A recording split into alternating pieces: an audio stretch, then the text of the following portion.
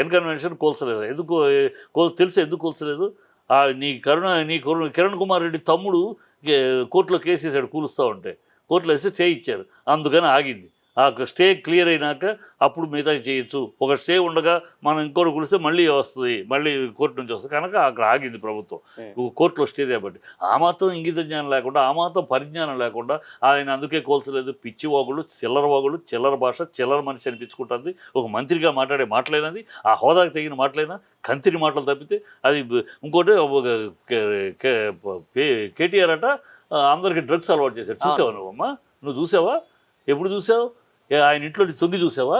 ఆయన బెడ్రూమ్లోకి secret camera పెట్టావా? లేదా తరచాటు నుంచి తొంగి చూసావా? ఈ అలవాట్లు కూడా ఉన్నాయి నీకు?